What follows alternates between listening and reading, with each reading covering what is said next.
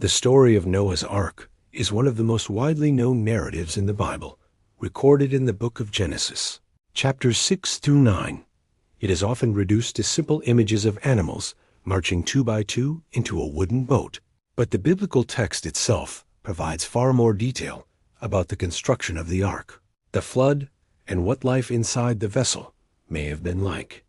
When we carefully examine the text and historical context, the story becomes both more complex and more profound. According to Genesis, the flood narrative begins with a description of widespread human corruption. The text states that human wickedness had become great on the earth, and that every inclination of the thoughts of the human heart was only evil all the time. In response, God decides to bring a flood to cleanse the earth. But Noah found favor because he is described as righteous and blameless among his generation. God gives Noah precise instructions for building the ark. The vessel is to be made of gopher wood, a term whose exact meaning is uncertain. It may refer to cypress or another durable timber. The ark is to be sealed with pitch inside and out for waterproofing. The dimensions are given as 300 cubits long, 50 cubits wide, and 30 cubits high. Using the common cubit of approximately 18 inches 45 centimeters, this would make the ark about 450 feet, 137 meters long, 75 feet, 23 meters wide, and 45 feet, 14 meters high. This is comparable in length to a modern cargo ship and significantly larger than most ancient vessels. The ark is described as having 3 decks, a roof, and a single door in its side. It is not designed like a typical ship with sails or oars. Instead, it appears to function more like a massive floating barge built, not for navigation, but for survival in chaotic waters. God instructs Noah to bring animals into the ark. Genesis 6 mentions 2 of every kind, male and female. However, Genesis 7 clarifies that for clean animals, those later identified in Israelite law as suitable for sacrifice and food, 7 pairs are to be taken, while unclean animals are taken in pairs. The term translated as kind does not correspond exactly to modern biological species. It likely refers to broader categories of animals. Noah is also commanded to store food for his family and for the animals. The text does not describe the specific logistics of feeding, cleaning, or caring for the animals, but it emphasizes preparation. Noah, his wife, his 3 sons Shem, Ham, and Japheth, and their wives enter the ark. In total, 8 people are named as survivors. When the flood begins, the text describes 2 sources of water, the fountains of the great deep bursting forth and the windows of the heavens being opened. Rain falls for 40 days and 40 nights. The waters rise and cover even the highest mountains.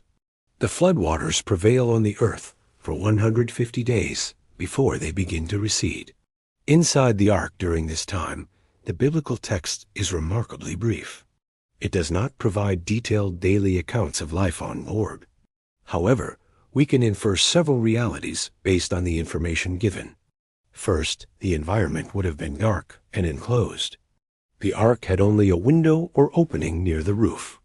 Second, the noise from animals, combined with the movement of water, would have been constant.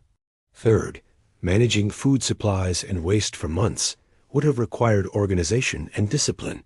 The ark floats safely while the world outside is destroyed. Genesis emphasizes that God remembered Noah after the 150 days.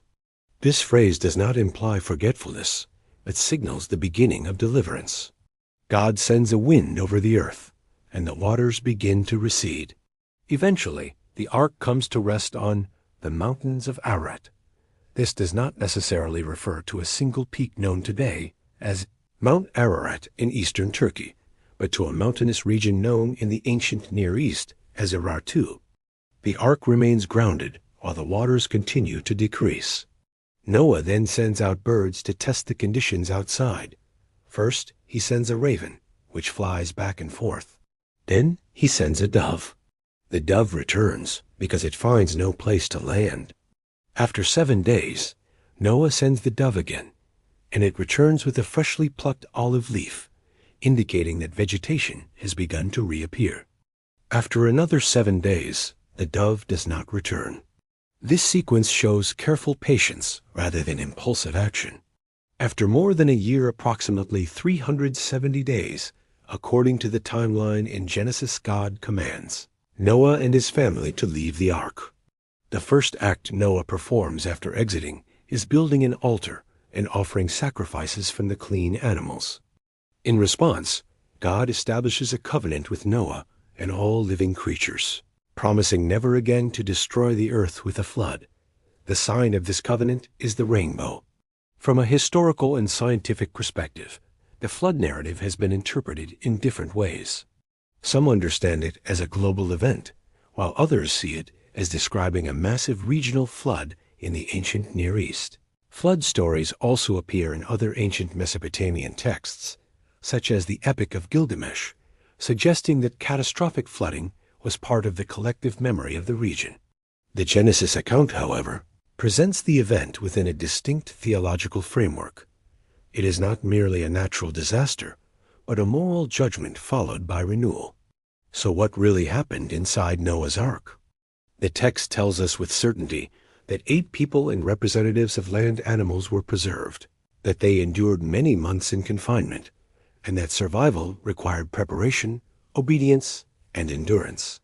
What the text does not provide are detailed descriptions of daily routines or emotional experiences. Much of what people imagine crowded chaos or peaceful harmony comes from artistic interpretation rather than explicit biblical detail. My personal opinion is that the power of this story lies not only in the scale of the flood, but in the theme of preservation and second chances. Whether one interprets the flood as global or regional, the narrative emphasizes responsibility, preparation, and trust in the midst of crisis. Noah's obedience occurs long before the rain begins. He builds for something he has never seen. For me, that is the most striking element.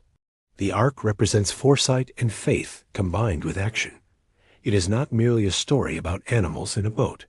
It is about resilience, judgment, and renewal.